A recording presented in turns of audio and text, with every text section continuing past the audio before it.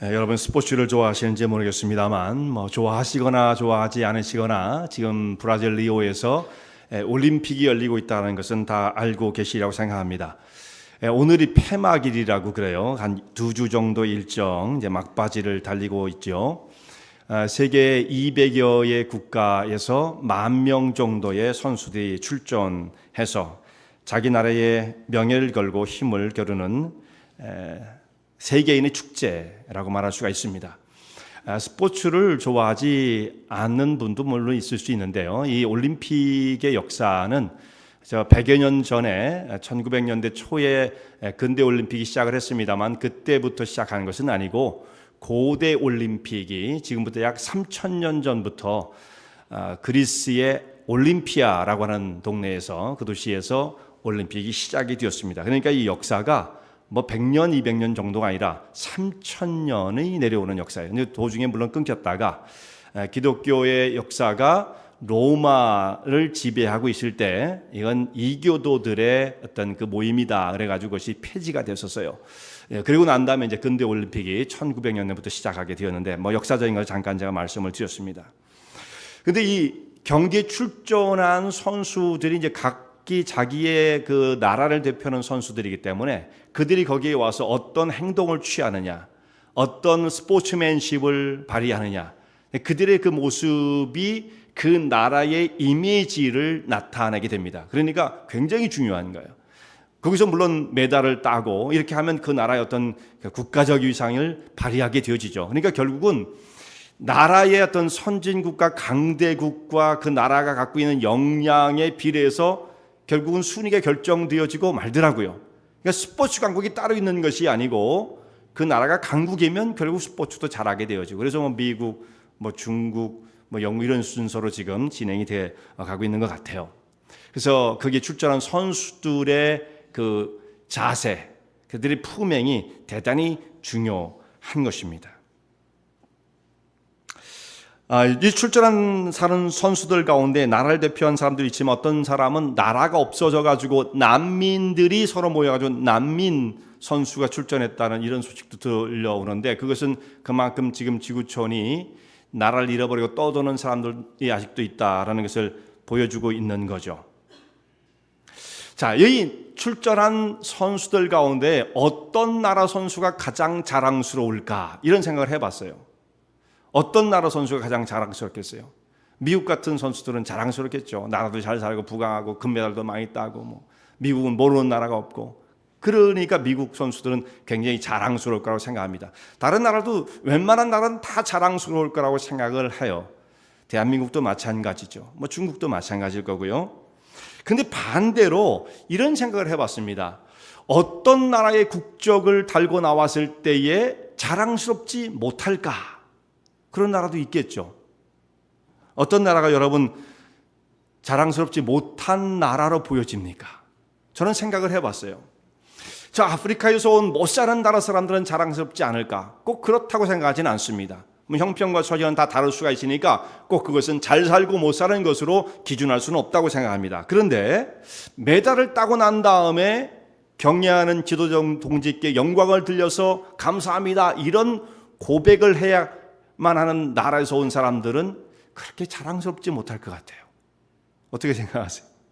금메달 따고 친애하는 지도자 동지 만세 이런 걸 해야 되는 사람들에게 그 사람들이 자기 나라를 대표하고 세계인들이 자기를 어떻게 바라볼 것인가 아무 생각이 없다고 하면 모르지만 생각이 조금이라도 있다고 한다면 그들을 바라보는 세계인들이 싸늘한 그 눈길을 의식하지 않을 수 없다고 생각합니다. 이거 참 지금 현대 국가에서 어떻게 그런 일이 있을 수가 있겠어요. 그들을 바라보는 사람들은 다 동정심을 가지고 아직도 저런 세계 속에 살고 있구나 하는 마음으로 안타까운 시선으로 그들을 바라보게 되어지고 또 우리는 동족의 입장에서 그런 사람들을 볼 때 참 가슴이 좀 답답한 것을 느끼지 않을 수가 없습니다. 그런데 자기 나라에 대해서 이 자부심을 갖는 것은 중요한데 이게 너무나 지나치게 되어지면 부작용을 낳아요. 자부심이 강한 건 뭐가 됩니까? 자만심이 되어지죠.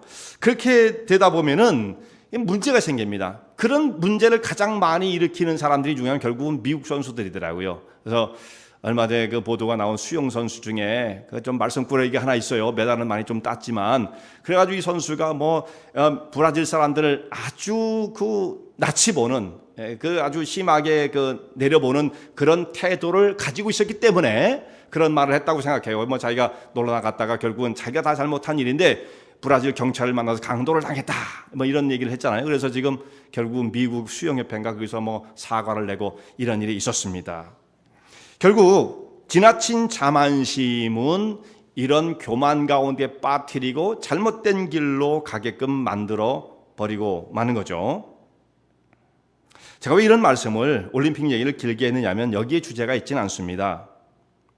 우리 그리스도인들이 되었다고 하는 것은 자기 신분을 생각하면서 하나님의 거룩한 백성으로서 자기의 신분을 얼마나 자랑스럽게 여기고 있는가를 생각하게 되었습니다. 내가 깨달은 복음, 내가 간직하고 있는 이 영광스러운 복음 때문에 내가 얼마나 이것을 자랑스럽게 여기고 그렇게 프라우드하게 생활하고 있는가, 이것은 정말 중요한 문제가 되어지는 것입니다. 그리스도인이 되었다는 것은 최고의 영광입니다. 미국을 대표하는 선수 정도가 아닙니다. 영국을 대표하는 선수 정도가 아닙니다. 하나님 나라의 거룩한 백성으로 부름을 받았다고 하는, 그리고 영광스러운 복음을 깨닫고 있는 신분의 변화가 일어난 누구 어떤 사람과도 비교할 수 없는 정말 그야말로 프라우드한 자랑스러운 그런 신분의 모습으로 우리가 삶이 변화되어진 것인데, 정말 우리가 다 그것을 느끼고 그렇게 영광스럽게 생각하고 있는가? 이것은 좀 안 그런 사람도 있지 않을까 생각이 되어져요. 오늘 말씀을 생각하면서 우리 로마서 1장에 사도 바울이 로마 교회에 보낸 편지를 통해서 그리스도인들이 품어야 할 복음에 대한 자랑스러움, 영광스러움에 대해서 함께 상고하고자 합니다. 왜 복음이 영광스러운 것인가? 먼저 이 주제부터 생각을 해야 하겠습니다. 복음이 왜 영광스러운 것인가? 복음이 도대체 무엇이길래? 여러분, 사람이 무엇으로 구원을 받을 수가 있습니까? 어떻게 해야 사람이 구원을 받을 수가 있습니까? 근데 이 구원의 문제를 생각하면 왜 구원을 받아야 되는가를 또 생각하지 않을 수가 없어요. 이런 구조, 이런 논리의 구조는 로마서에서 그대로 나타나고 있죠. 그걸 다 말씀드릴 수는 없지만 로마서가 그런 구조를 따라하고 있습니다. 구원을 말하려고 그러면 내가 어떤 상태인데 구원을 받아야 돼? 무언가 이 상태로부터 벗어나야 할 이유가 뭔데? 우리가 빠져있는 상태가 무엇인데? 이것이 먼저 규정이 돼야 되는 거죠. 근데 사람이 살아가는 모습은 어떻습니까? 죄와 사망의 권세 가운데 짓눌려서 이것에서 해방되어진 사람은 이 땅에 아무도 없는 것입니다. 죄와 사망이 우리를 짓누르고 있을 때 이것을 벗어나서 자유로운 생명을 누리는 사람은 아무도 없는 것이죠. 종교의 시작은 바로 여기서부터 시작되어진, 이것을 가지고 끌어안고 고민하는 것으로서 종교가 시작되어진 것입니다. 미신도 사실상 세계가 좀 달라도 미신의 책은 어설퍼 보여도 사실은 여기서부터 출발할 수밖에 없는 거죠. 왜 사람은 이 땅에 태어나서 이런 고통을 겪으며 스트러글을 하고 싸움을 해야 되고 마음의 상처를 받아야 되고 하루하루 고통과 신음 속에 이맛살은 찌푸려지고 스트러글 속에 비명 속에 왜 삶은 그렇게 살다가 마지막은 병들어서 늙어서 죽어야 되는가라고 하는 인간의 실존의 문제를 놓고 사람이 고민하지 않을 수가 없는 거잖아요. 우리가 반드시 기억하고 시인해야 할 것은 그 사람이 신앙을 가졌든 신앙을 가지지 않았든 언젠가 내가 죽는다는 문제예요. 사람은 우리 죽는다는 얘기하면 다 기분 나빠하죠. 그 좋을 리 없지 않습니까? 그러나 가장 명백한 사실은 우리가 다 죽는다는 얘기예요. 다른 것은 불확실한 것들도 꽤 있어요. 불확실한 거. 가장 확실한 건 그거 하나입니다. 내가 앞으로 장래에 뭘 할 것이다. 이게 다 불확실합니다. 그러나 가장 확실한 것은 죽는다라는 것. 이건 아무도 예외가 없는 것이죠. 이 죽는다라는 것을 사람이 진지하게 생각해야만 자기 인생에 대해서 겸허한 자세를 갖게 되고 진지한 자세가 나타나게 되어지는 거예요.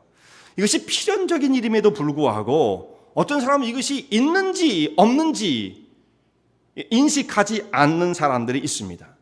마치 자기가 1000년을 살 것처럼, 10,000년을 살 것처럼, 그리고 여기에 대해서 아무 생각 없이 살아가는 사람들이 있다라는 말씀이에요. 그러면 어떻게 돼요? 책임감이 없어집니다. 내 인생이 어떤 것인지 가늠을 해봐야 그 모습을 가지고 내가 어떻게 살 것인지에 대한 계산이라만 뭐하지만 어떤 틀이 잡히게 되어지는 거죠. 근데 이것이 없으면 그냥 사람은 하루하루 세상이 이끄는 대로, 육신이 이끄는 대로, 상황이 흘러가는 대로 살아갈 수밖에 없는 거예요. 방향과 목적을 잃어버리고 마는 것입니다. 어디로 가야 되는지도 모르는 거예요. 하루하루 그냥 인조이 하면 되는 거예요. 근데 인조이가 됩니까, 마음대로? 인조이라는 사람들 맨날 여기 이마살이 그냥 있는 대로 오만 인상을 다 쓰고 살잖아요. 인조이 한다면서도. 참 슬픈 인생이죠, 우리가요. 우리가 평균 인생을 산다고 했을 때 평균 인생이 요즘 성경적으로 말하면 인생이 70이요 강간하면 80인데 의학기술이 애드가 되고 애드가 돼서 이제 기껏 드러나봐야 10년 드러났습니다. 10년. 네, 10년. 90을 넘어가는 분들은 이제 아주 그건 울트라 장수예요. 100세를 보는 분들 그건 있을 수 없어요, 거의. 앞으로 뭐 이제 100세 시대가 온다고 그러고 150세 간다는 말을 뭐 하잖아요. 의학기술을 받을 때. 절대로 그렇게 안 됩니다. 150세는 절대로 안 됩니다. 100세 넘는 것도 이거 거의 불가능하다고 저는 봐요. 자, 그러면 평균 수명을 80은 좀 넘어 볼 수가 있겠죠. 뭐 85세, 뭐 90세. 그러면 그 연령에 비해서 내가 남은 연도가 딱 나오는 거예요. 저도 이제 얼마 안 남았어요. 네. 연도가 딱 나오죠. 그런데 그 연수를 따져도 그게 개런티가 안 되는 겁니다. 그걸 개런티를 받은 사람은 아무도 없죠. 그러니까 평균 연령보다 자기가 조금 덜 산다고 생각하고 사는 것이 좀 더 합리적이죠. 욕심을 부리지 말고. 그렇게 생각을 해야 하는 것입니다. 그럼 내가 남은 연도가 얼마나 남았을까 생각을 하게 되어지죠. 근데 이런 인간의 가장 당면한 실존의 문제를 외면하고 이것이 없는지 모르는지 생각조차 안 하고 살아간 철없는 인생들이 있는 거예요, 지금도요. 젊은 사람은 더 하죠. 그러면 철이 없는 겁니다. 그냥 정신없이 그냥. 저도 그 철없던 시절을 지나왔기 때문에 이런 얘기 할 수 있는 거예요. 젊은 사람도 다 철이 없어요. 그냥 있는지 없는지 그냥. 자기 10,000년을 살 것처럼 그 젊음을 가지고 10,000년을 살 것처럼. 근데 그게 안 되더라는 것입니다. 이 문제를 끌어안고 고민한 사람들이 역사에 수없이 많았습니다. 철학자들은 바로 이 문제를 가지고 고민한 사람들이에요. 여기서부터 철학이 시작되어지는 것이죠. 내가 왜 이 세상에 오게 되었나? 인생의 문제라는 게 도대체 무엇인가? 그걸 뭐 어떤 사람은 개똥철학이라고 하는데 절대 개똥철학이 아닙니다. 고민의 문제예요. 끌어안고 고민해봐야 할 문제인 것입니다. 나는 의미가 무엇인가? 나라는 존재의 의미는 무엇인가? 이렇게 살다가 나는 어디로 갈 것인가? 이거 고민 안 하면 안 되는 거죠.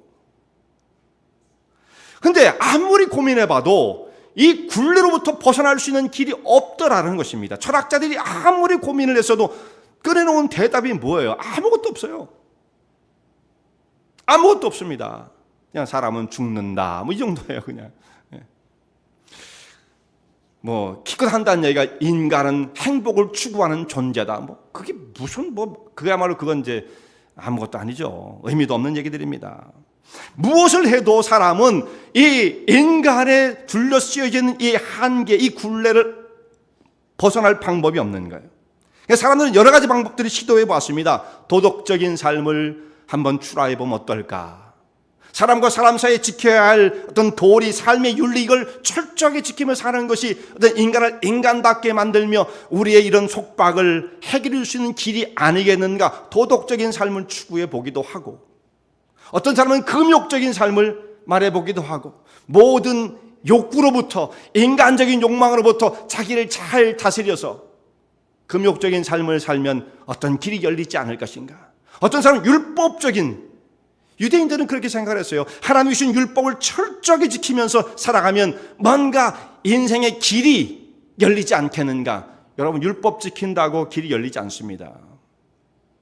구약 성도들도 그런 생각하는 사람이 있었지만 율법을 아무리 철저히 지켜도 인생의 새로운 길이 열리는 법이 없어요. 오히려 다치면 다쳤지 열리지 않습니다.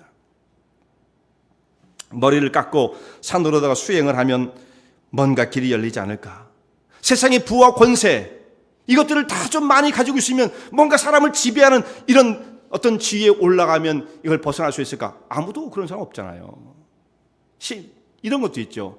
세상의 지식을 다 섭렵하면 어떻게 될 것인가? 원한 지식을 다 자기 것으로 갖는다 할지라도 사실 한 가지의 문제도 해결할 수 없어요. 사람의 둘러쓰여져 있는 이 굴레를 벗어날 수가 없는 것입니다. 중국의 사상가 중에 우리에게 지금까지도 지속적으로 영향을 주고 있는 사람이 공자 아니십니까? 공자 선생. 유교의 영향을 받아서 그 문화권 속에서 우리가 성장을 했기 때문에 예절을 지켜야 한다, 조상에 대해서 어떤 이런 규범을 지켜야 한다, 윗사람에 대해서는 이래야 한다. 그게 다 거기서 나온 거거든요. 인간이 살아가는 도리를 잘 얘기해 준 거예요. 그 도리가 좋은 것들이 훨씬 더 많습니다. 다 틀린 건 아니에요. 다 좋은 거죠. 근데 이분이 이렇게 사상을 하고 철학을 하는 사람들은 다 정직한 사람들이에요. 돌을 닦는 사람도 다 정직한 사람들이고요. 막 아무 거짓말이나 하는 사람이 아닙니다. 그 공자의 제자 중에 한 사람이 공자에게 물어봤어요. 선생님, 사람이 죽으면 어떻게 되는 겁니까? 이게 사람이 이렇게 살다가 78세 살다가 언제가 죽을 날이 올 것 같은데 죽고 나면 어떻게 되는 겁니까? 이게 궁금하게 물어볼 수밖에 없죠. 물어봤어요. 그랬더니 공자가 그 제자에게 하는 말이, 야, 내가 이 땅에 사람이 산 사람의 세계의 이치도 다 깨우치지 못했는데 죽고 난 다음에 이를 어찌 알겠느냐? 난 모른다. 이렇게 얘기를 했어요. 이게 정직한 사람이죠. 아는 채 그건 말이야 막 얘기해도 제자가 모를 테니까 막 얘기해도 되잖아요. 근데 그렇게 얘기하지 않아요. 나는 산 사람에 대해서도 다 모르는 사람이 어찌 죽음 이후의 사후의 세계에 대해서 논할 수 있겠느냐? 모른다. 이 사람 뭡니까? 굉장한 철학을 세우고 예절과 어떤 법도를 세운 사람이긴 하지만 영혼에 대해서는 깜깜한 사람이었던 거죠. 아무것도 모르는 사람이었어요. 깜깜한 사람, 무식한 사람이에요. 사실 영적인 문제에 있어서는 말입니다. 이 구원의 문제에 있어서 유일한 해답을 명확하게 주신 분은 예수님밖에 없어요. 예수님께서 말씀하십니다. 나는 길이요 진리요 생명이니 나로 말미암지 않고서는 아버지께로 올 자가 없느니라. 이 말씀을 흐리멍텅하게 하지 않으셨습니다. 아주 클리어하게 말씀하십니다. 그러니까 어떻게 본인에게 그런 말씀을 적용시킬 수가 있겠어요? 그분이 하나님의 아들이기 때문에 그것이 가능합니다. 이 세상에 어떤 사람도 그런 말 할 수 있는 자격을 갖춘 사람이 없습니다. 오직 예수님만 나는 길이요 진리요 생명이니 나로 말미암지 않고서는 아버지께로 올 자가 없다. 예수님만이 유일한 구원의 길임을 말씀하십니다. 그런데 예수님께서 그 말씀만 하셨어도 사실상 족한 겁니다. 말씀으로 온 세계를 창조하신 분이시니까 그 말씀의 권세와 능력이 있으시기 때문에 그 말씀으로도 족한 것이지만 주님께서는 말씀만 하신 분이 아니세요. 예수님은 그 말씀을 하시고 길과 진리와 생명을 그 길을 만들어 놓으신 분이에요. 그래서 우리의 모든 죄악과 그야말로 우리의 굴러 씌어져 있는 그 인생의 모든 죄악과 저주를 다 예수님께서 담당하시고 인간의 몸을 입으시고 이 땅에 오신 예수님께서 십자가에 피 흘려 못 박혀 생명을 버리신 겁니다. 그리고 우리의 모든 죄값을 청산 지불해 버리신 거죠. 그리고 장사 지낸 바 되었습니다. 굴 속에 무덤 속에 파놓은 그 속에 3일간 장사 지낸 바 되었다가 그 3일 후에 예수님께서 다시 살아나심으로써 사망과 죄악을 다 정복하시고 부활의 주님이 되심으로 우리에게 구원의 길을 열어주신 분이에요. 그러니까 말씀으로만 하신 것이 아니에요. 예수님은 몸소 그 일을 실행하셨습니다. 만들어 놓으신 거죠. 그분의 행하신 사역과 구원을 약속의 말씀을 통해서 우리가 구원을 받게 되어지는데 이 약속의 말씀이 복음이에요. 복음. 하나님의 아들 예수님께서 이 땅에 오셔서 우리의 모든 죄악을 다 담당하시고 구원의 길을 열어놓으셨으니 이 예수 그리스도를 믿는 자들마다 하나님의 거룩한 백성이 되어 구원에 이른다. 이 말씀이 복음이거든요. 이 복음이 영광스러운 것은 다른 어떤 것으로도 하나님 앞에 설 수 없지만 구원의 길에 설 수 없지만 오직 복음만이 우리를 사망과 죄에서 건져주시기 때문입니다. 성경은 이것을 분명히 말씀하세요. 아주 모호하게 어떤 종교들은 말이죠. 모호하게 못 알아듣게 아주 못 알아듣게 이중적인 의미를 담아가지고 그렇게 막 왜냐하면 별로 말할 게 없거든요. 확실하게 말하기 아는 것도 없으니까 별로. 그러니까 모호하게 얘기하려고 그래요. 근데 이 성경에서 말씀하는 말은 그 구원의 길을 명확하게 말씀하십니다. 아주 클리어합니다. 뭐 이게 헷갈릴 수가 없는 거예요. 오직 구원은 예수 그리스도로 말미암아 우리에게 주어진 것이다 라는 것을 말씀하고 있는 것이죠. 고린도전서 1장 18절에 보면 십자가의 도가 멸망하는 자에게는 미련한 것이요 구원을 얻는 우리에게는 하나님의 능력이다. 다른 사람들은 복음에 대해서 들어도 믿지 않으면 뭐 소용이 없는 거예요, 물론. 근데 우리에게, 구원을 받는 우리에게는 하나님의 능력이 주어집니다. 사도행전 4장 12절에 이렇게 말씀하기를 다른 이로서는 구원을 얻을 수 없나니 천하 인간의 구원을 얻을 만한 다른 이름을 주신 일이 없음이니라 말씀하셨어요. 오직 예수만이 우리의 구원의 유일한 길이 되신다는 것을 성경에서 명백하게 말씀하고 있죠. 그러므로 복음은 영광스러운 것이다라는 거예요. 세상의 어떤 것과 이건 뭐 비교 불가죠. 같이 갈 수 있는 게 아무것도 없는 거예요. 영광스러운 유일한 복음만이 우리를 죄와 사망에서 건져 주신다. 그렇기 때문에 영광스럽다는 말씀입니다. 두 번째는 복음이 영광스러운 일은 우리를 천국으로 인도하는 것뿐만 아니라 아주 또 중요한 개념이 오늘 이 말씀 가운데 들어있는데요. 복음은 사람을 변화시키는 능력이다는 말씀이에요. 자, 이 부분은 우리가 좀 빠뜨릴 수가 있어요. 잘못하면 신앙생활을 하면서도 이 부분이 빠져나갈 수가 있어요. 이 부분을 그렇게 중요하게 생각하지 않는 사람들이 참 많습니다. 그러면 어떻게 되는 거냐면 기독교를 믿는 게 아니라 이게 반쪽짜리도 아니고 불량품이에요. 불량품. 그렇게 되면 성경에서 말씀하는 진리가 아닌 다른 엉뚱한 것을 붙잡고 있는 거예요. 그래서 요 두 번째 말씀하고자 하는 복음은 사람을 변화시키는 능력이다. 이 말씀을 반드시 같이 갖고 있어야 돼요. 병행시켜야 됩니다. 이게 떨어지면 안 돼요. 자, 오늘 말씀에 보면 이렇게 17절에 있는 말씀이 있죠. 복음에는 하나님의 의가 나타났다. 그리하여 믿음에서 믿음에 이르게 한다. 이 말씀이 17절 말씀이죠. 대단히 중요한 말씀이에요. 자, 우리가 구원을 받고 하나님의 백성이 되었다라는 것은 무엇을 의미합니까? 하면 사람들이 어떻게 이해를 하냐면 그건 죽은 다음에 천국에 가는 겁니다 로 이해하는 사람들이 상당히 많은 거죠. 그거 아니에요? 그거죠. 근데 그게 아니에요. 그렇게 생각하면 안 됩니다. 그건 나중의 일이에요. 나중의 일. 자, 죽은 다음에 천국 가는 것을 구원으로 여기면 이 사람은 구원받지 못했을 가능성이 상당히 많아요. 그렇게 구원을 이해하는 사람들은 굉장히 구원이 뭔지를 잘 모르는 사람이기 때문에 구원 자체가 의심스럽다 이 말씀이에요. 정신을 바짝 차리고 성경이 말씀하는 구원의 도리가 무엇인지를 잘 깨달아야 합니다. 성경은 그렇게 말한 적이 없어요. 구원은, 그게 바로 이단 사이비 종교에서 가리키는 구원관이에요. 이 땅의 삶은 어차피 다 썩어지고 다 없어지고 별 의미가 없습니다. 그러니까 우리의 소망은 하늘만을 바라보면 되는 거예요 하면서 그저 천국만을 보라고, 이 땅의 삶은 중요한 것이 없습니다. 별로 의미도 없습니다. 다 버리고 갈 세상이니까 천국만 보십시다. 맞는 것처럼 보여도 그것이 굉장히 위험한 복음이 아니고 위험한 가르침이다 이 말씀이죠. 자, 천국이 분명한 사람들은 그 다음 삶이 어떻게 연결되어지냐면, 그러면 이 땅에 남아있는 삶은 어떻게 될 것인가, 그 삶이 대단히 중요한 의미를 띠게끔 돼 있어요. 어차피 다 두고 갈 세상이니까 그냥 가면 된다. 절대로 그렇지 않습니다. 자, 천국을 바라보는 사람들은 이 땅의 삶이 그저 천국은 공중에 떠 있다가 언젠가 눈을 뜨면 거기에 딱 들어가는, 죽어서 눈을 뜨니까 천국이더라, 그런 법은 없는 거예요.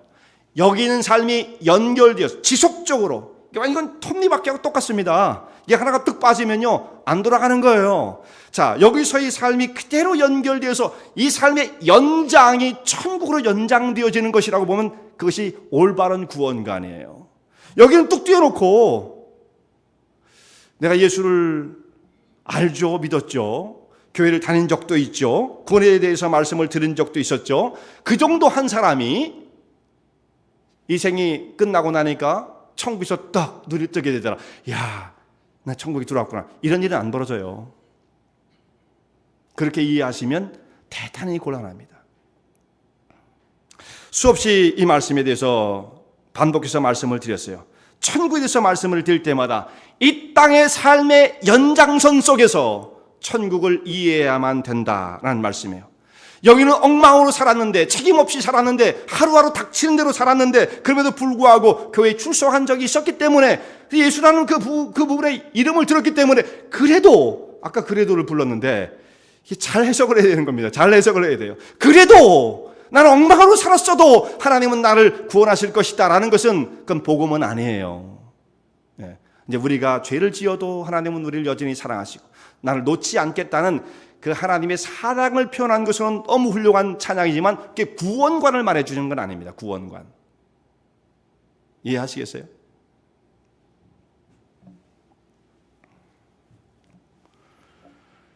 자, 천국을 바라보고 살아가는 삶은 공중에 떠 있는 게 아니에요. 그러니까 그 하늘의 소망을 둔 사람들은 이 땅의 삶의 변화가 나타나기 시작해요. 천국을 소망하니까 언젠간 떠나갈 세상 이렇게만 생각되어지는 것이 아니고 이 땅의 삶의 자세가 달라집니다.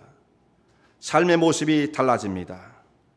짧은 생이라 할지라도 진지한 삶의 모습으로 변화되어지기 시작하는 것입니다. 그러므로 대단히 중요한 거예요. 오늘 말씀이 그것을 말씀해 주고 있죠. 복음을 믿으면 어떻게 되느냐? 하나님의 의로 말미암아 믿음에 이르게 되어진다. 자, 이 말씀이 어떻게 표현되냐면 17절 말씀을 여러분 다시 한번 보세요. 대단히 좀 어렵습니다. 17절은 미리 말씀을 드리건데 17절 보면 복음에는 하나님의 의가 나타나서 믿음으로 믿음에 이르게 하나니 이렇게 돼 있는데요. 믿음에서 믿음에 이르게 된다는 말씀이 도대체 뭘까? 믿음에서 또 믿음에 가네. From faith to faith 이렇게 돼 있는데 이게 뭘 의미하는 건가? 이게 참 어렵습니다. 사실 그렇게 간단한 문제는 아니에요. 자, 이 말씀이 무엇을 의미하는가에 대해서는 로마서가 기록되고 난 다음에 지금까지 한 2000년 정도 흘렀잖아요. 그동안에 수없이 디베이트가 되어진 성경학자들에 대해서 사도 바울이 이 말씀의 이 구절을 이런 의도를 갖고 기록한 것 같다라고 하는 수많은 의견들이 등장하게 되어집니다. 많은 이론들이 있는데 그중에 제가 머저리티를 따라서 좀 정리를 하면 이 말씀이 이런 의미를 갖고 있다. 우리가 정리할 수가 있어요. 하나님의 복음을 믿는 믿음을 가지게 되어지면 복음에는 하나님의 의가 나타나서 이렇게 돼 있잖아요. 하나님의 복음을 믿는 믿음을 가지게 되어지면 하나님의 의로우심이 그 믿음을 가진 사람을 더욱더 신실하게 만들어 가신다. 그리하여 그의 믿는 자의 신앙의 인격은 변화되고 성숙되게 되어서 영적인 열매를 맺게 하신다라는 말씀으로 이 17절 말씀을 해석해야만 하는 것입니다. 좀 어렵죠? 이 말씀이요. 자, 그 뒤에 나오는 말씀이 제가 좀 전에 말씀드린 그 해석을 뒷받침해 줍니다. 그 뒤에 나오는 말씀은 뭐냐면 기록된 바 오직 의인은 믿음으로 말미암아 살리라 함과 같으니라 이렇게 돼 있는데요. 하박국서 2장 4절 말씀을 인용한 말씀이에요. 기록된 바 오직 의인은 믿음으로 말미암아 살리라. 근데 여기에 우리 성경은 믿음으로 말미암아라고 돼 있어요. 말미암아. 잘 생각해 보세요. 말미암아가 무슨 뜻입니까? 말미암아. 믿음으로 말미암아. 믿음 때문에 라는 뜻인가요? 원인이죠. 원인. 믿음 때문에. 근데 그렇게 해석하는 것보다는 믿음으로 말미암아가 아니라 믿음으로, 그래서 영어 성경 by로 돼 있어요. by. 말미암아라기보다 말미암아 because of라고 될 수 있잖아요. 뭐 때문에. 근데 혹은 뭐 for 이렇게 번역하든지요. 사실은 by로 돼 있거든요. 그러니까 믿음으로 산다. 그러니까 의인은 계속해서 믿음으로의 신실함을 가지고 산다는 뜻이에요. 믿음에서 믿음에 이르게 된다는 것은, 그럼 믿음이란 말은 영어로 보면 faith이죠. faith. 근데 거기에 faithfulness라는 말도 있고 신실한, faithful 이렇게 말할 수 있잖아요. 그러니까 이 믿음은 신실한 말로도 바꿀 수가 있는 거예요. 영어도 마찬가지죠. faith, faithful, faithfulness 있지 않습니까? 그러니까 믿음에서 믿음에 이르게 한다는 말씀은 하나님을 믿는 그 믿음을 가졌더니 거기서는 하나님의 의가 더 나타나서 이 믿는 사람을 더욱더 신실하게 만들어 가신다. 이렇게 이 구절을 해석할 수가 있다 이 말씀이죠. 그러면 정리를 하면 어떻게 돼요? 자, 하나님을 믿는 백성들은 그 삶의 변화가 나타날 수밖에 없다. 왜냐하면 복음은 능력이기 때문에 그 능력은 우리를 천국으로 인도할 뿐만 아니라 이 땅의 삶도 의미 있고 가치 있게 열매를 맺는 사람으로 변화시킨다는 말씀이에요. 이 복음의 능력을 그렇게 경험하지 못한 사람이라고 한다면 구원의 복음은 작동할 수 있을까? 여러분 그렇게 생각하셔야 됩니다. 무슨 말씀인지 아시겠어요? 자, 여기서 우리의 삶을 변화시키는 하나님의 의에 대한 경험은 없는 사람이 그럼에도 불구하고 그래도 하나님은 우리를 여전히 구원하실 것이라고 하는 구원의 역사만 작동할 것이라고 생각하면 그건 오산이란 말씀이죠. 먼저 여기서 우리 삶을 변화시키는 은혜와 능력이 복음을 믿는 사람들 가운데 나타날 수밖에 없다는 거예요. 이게 사도 바울이 복음을 진술하는 일관된 말씀이라는 거죠. 예수 믿으면 구원받고 천국 가요. 그리고 죽으면 다 천국에서 눈 뜨게 돼 있어요. 이건 복음이 아니에요. 성경에서 그렇게 말씀한 바가 없습니다. 사도 바울은 하나님을 믿는 백성들이 왜 구원이 필요한가? 그 죄악 가운데 갇혀있는 실상을 말하고 어떻게 구원받는가? 예수 그리스도의 십자가의 피로 말미암아. 근데 그 사람들은 어떤 삶을 살아야 되나? 바로 연결시켜서 십자가의 도를 믿는 사람들이 살아가야 할 삶의 모습, 이걸 말씀하죠. 윤리에 대해서 말씀한다고 그랬잖아요. 그 열매를 맺는 삶이다. 오늘 여기서도 이 짧은 구절이지만 이것이 같이 병행되고 있다 이거죠. 오직 십자가의 도가 우리를 구원에 이르게 하는, 유대인에게도 헬라인에게도 다 구원을 주시는데 그걸 믿는 사람들은 믿음에서 믿음에 이르게 함으로써 오직 의인은 믿음으로 신실하게 사는 것이다. 이 말씀을 여기에 연결시키고 있는 거죠. 그래서 로마서 1장 16절 17절 이 두 절이요, 로마서 가운데 가장 핵심적인 구절이 되어져요. 핵심적인 구절. 이 두 구절을 먼저 말씀해 놓고 그 뒤에 8장 혹은 11장까지 쭉 나오는 말씀들은 이 두 구절에 대한 설명과 해석 혹은 주석이다 이렇게 생각을 해도 돼요. 이 두 구절을 설명하기 위한 말씀의 전개다 이렇게 생각하면 되는 것입니다. 이렇게 복음은 사람의 인격과 삶을 변화시키는 능력이 있다. 그렇기 때문에 영광스러운 것이다 라는 말씀입니다. 그래서 이 복음을 깨달은 바울은 복음을 깨닫게 되자 자랑스러움이 생겨나는 거예요. 복음에 대해서. 그래서 쓰고 있는 말이 16절에 내가 복음을 부끄러워하지 아니하노니 라는 말씀을 하잖아요. 이 복음을 부끄러워하지 아니하노니 라는 말씀은 부끄럽지 않다 정도가 아닙니다. 사실은 표현하고자 하는 말의 의미는 뭐냐면 나는 복음이 자랑스럽습니다. 프라우드하다는 뜻이죠. 근데 그걸 좀 겸손하게 표현한 것 뿐이에요. 부끄럽지 아니하노니라는 그런 표현을 쓴 것입니다. 영광스럽고 자랑스러운 것이다 라는 것입니다. 그래서 이 편지를 로마에 있는 성도들에게 편지를 쓰고 있어요. 자기 자랑스러운 이 복음을 어떻게 그들에게 전파할 수 있을까, 그런 뜨거운 마음 때문에 이 편지를 쓰게 되었습니다. 자, 여러분들은 복음을 가진 사람으로서 어떤 마음을 갖고 계십니까? 하나님의 백성으로서 얼만큼 프라우드 하십니까? 제가 리오 올림픽에 대해서 괜히 말씀을 드린 것이 아닙니다. 거기에 출전한 선수들이 자기 나라의 조국의 명예를 걸고 어떤 마음을 품고 있을까라는 것처럼 성도들은 어떤 마음의 자세를 갖고 있는 것일까? 근데 일반적으로 생각을 해보면, 현실적으로 생각을 해보면, 자, 우리가 나보다 훨씬 더 학력이 높고 훨씬 더 돈도 많이 벌고 어느 회사의 CEO쯤 되는 사람이다. 이런 사람을 만나가지고 그 사람에게 내가 복음을 전할 수 있겠는가? 나는 오래전 분들은 학교에 많이 가실 수 있는 기회가 없지 않았습니다. 요즘은 다 고등학교, 대학교, 대학원 다 이렇게 할 수 있는 기회가 있지만 과거에는 그렇지 않았잖아요. 그러니까 박사를 받은 사람들 지금은 무수히 많지 않습니까? 그런데 나는 국민학교도 못 나왔는데 저 사람에 가서 복음을 전할 수 있을까? 그렇게 생각하면 실제적으로는 나 같은 사람 어떻게 그럴 수 있겠어? 이런 마음을 갖게끔 되어지죠. 그 회사의 말단 직원인데 내가 복음을 아는 것 때문에 우리 회사의 CEO 회장을 찾아가가지고 내가 복음을 당신도 예수 믿고 구원받으라는 얘기를 정말 할 수가 있을까? 나보다 지위가 높거나 나와 어떤 그런 거리감, 격차가 느껴지는 사람에게 나가서 복음을 전한다는 것은 대단히 부담스럽게 생각한다 이 말씀이죠.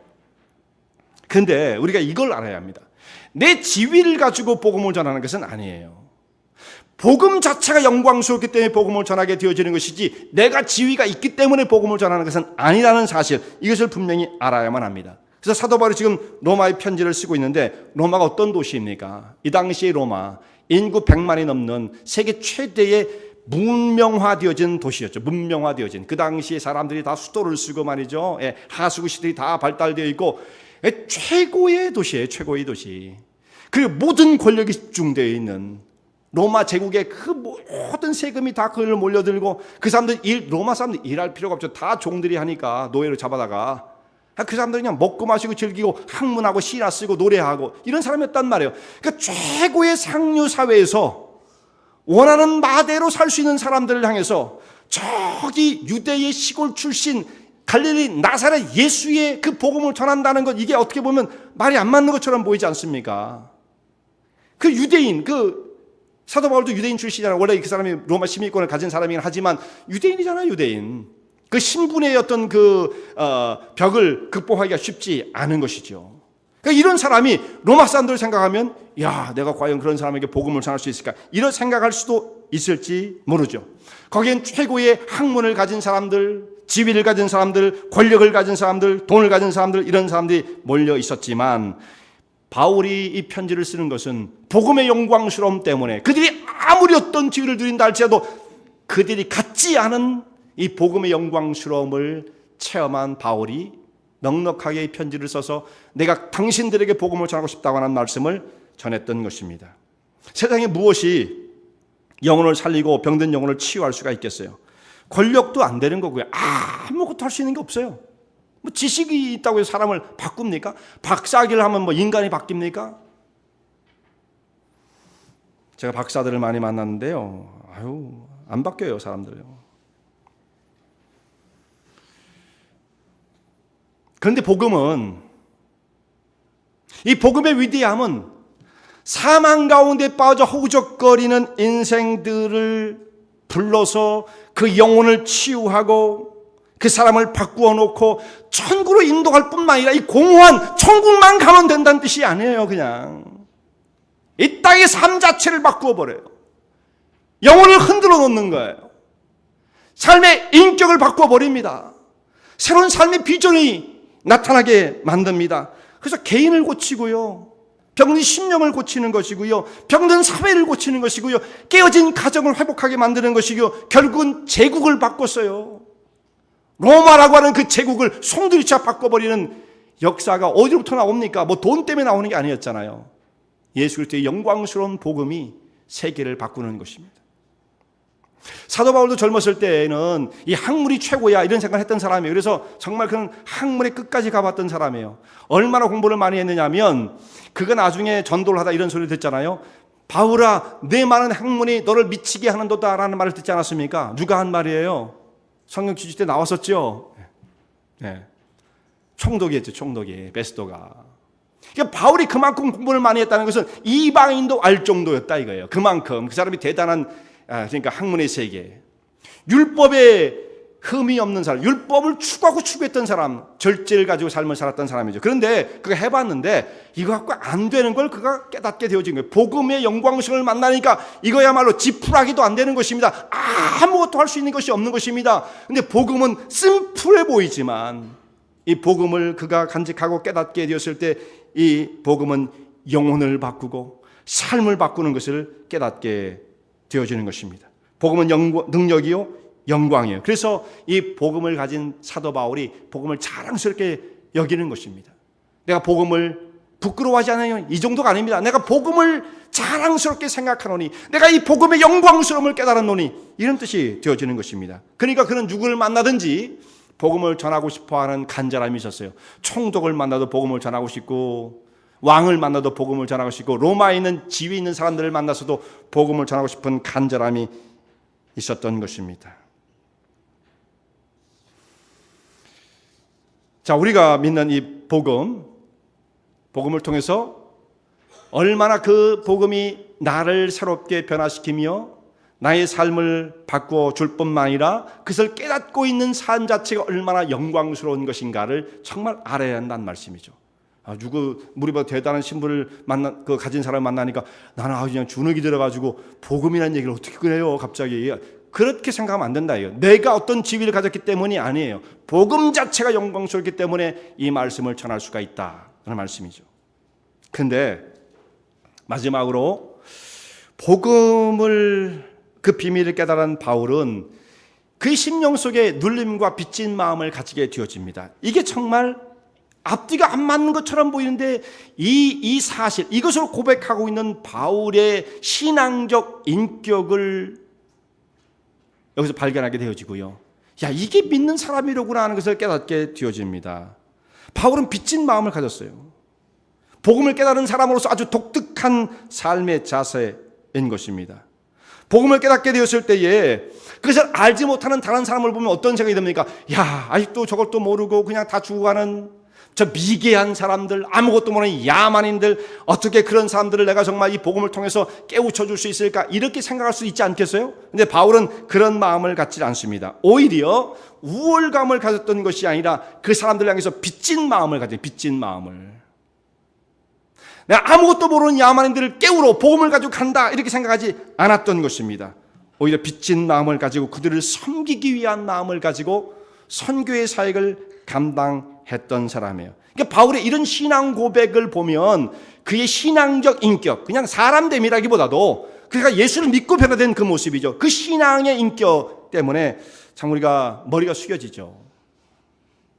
높은 환경에서, 선교라는 건 우리가 그렇게 이해할 때가 참 많아요. 높은 환경에서 좋은 어떤 그 삶의 질을 누리고 있던 사람들이 저 미개한 데 가서 우리 걸 좀 나눠주자. 이게 원래 일반적인 선교의 모습일 수 있죠. 원래 그런 식으로 그렇게 돼야 또 효과적이기도 하고 사실은 그렇습니다. 현실적으로 보면. 그러나 바울은 그렇게 생각하지 않았어요. 그냥 빚진 마음을 가지고 그들을 섬기기 위해서 복음을 들고 나아가게 되었던 것입니다. 여러분 빚쟁이의 심정을 아십니까? 여러분 빚을 지어가지고 도망다니고 그런 적이 있으세요? 빚을 저는 뭐 그렇게 심하게 져보질 않아가지고 빚을 졌을 때의 그 부담이 어느 정도인지는 아주 심각하게 느껴보지를 못했습니다만 한국에서 한동안 빚 때문에 투신하는 사람들이 꽤 있었죠.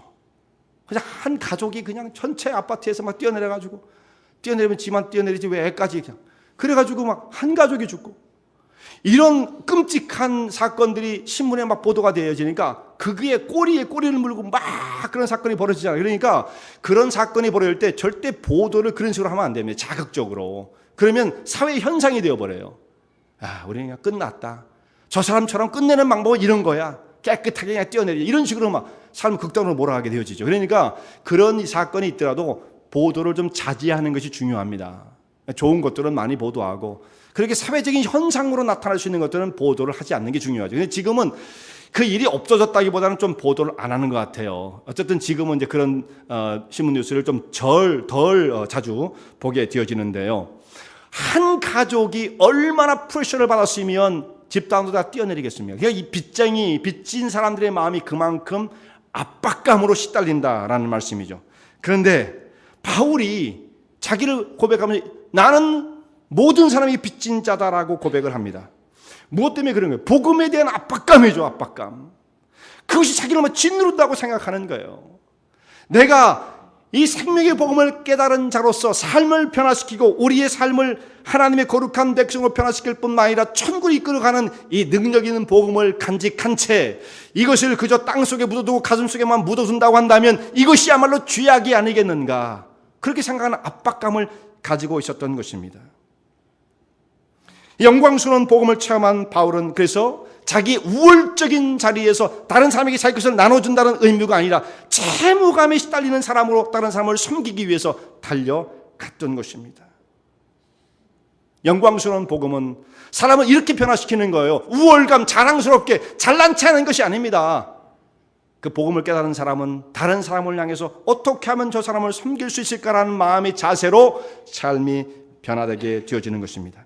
그래서 바울이 여러 번 로마에 가고자 하였지만 그 길이 막혔다 이렇게 말씀하고 있죠. 여러 번 가고자 했는데 길이 없었어요. 그래서 지금 이제 편지를 쓰는 겁니다.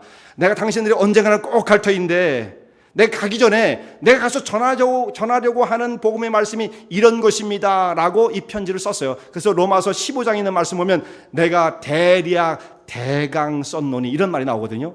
사도 바울이 마음 먹고 썼으면 우리가 이 성경책 보기 힘들었을 거예요. 대략 썼어도 로마서 16장까지 나오고 알아듣기 어려운데 이 마음 먹고 썼으면 신학 무슨 논문이 나오지 않았겠어요? 대략 썼노니 이런 말씀이 나와요. 가기 전에 자기가 그냥 심플하게 맛을 보여준 거예요. 그리고 난 다음에 나중에 로마로 가게 되어지는데, 로마로 가는 길은 이제 자유의 몸을 갖던 것이 아니라 예루살렘에 들려서 포박이 되어서 죄수의 몸으로 로마에 들어가게 되었던 것입니다.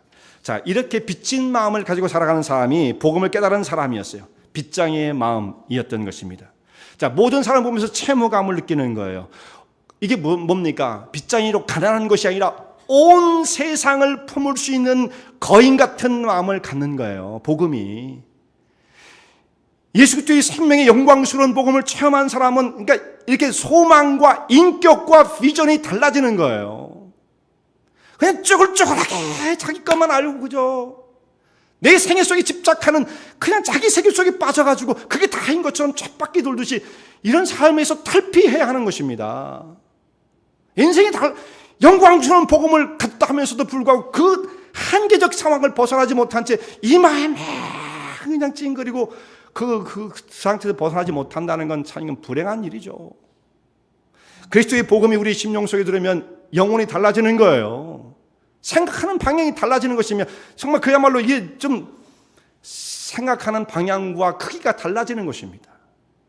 이렇게 하면 내가 손해가 되지 않을까? 이렇게 하면 뭐가 되지 않을까? 그렇게 막 쪼글쪼글하게 째째하게.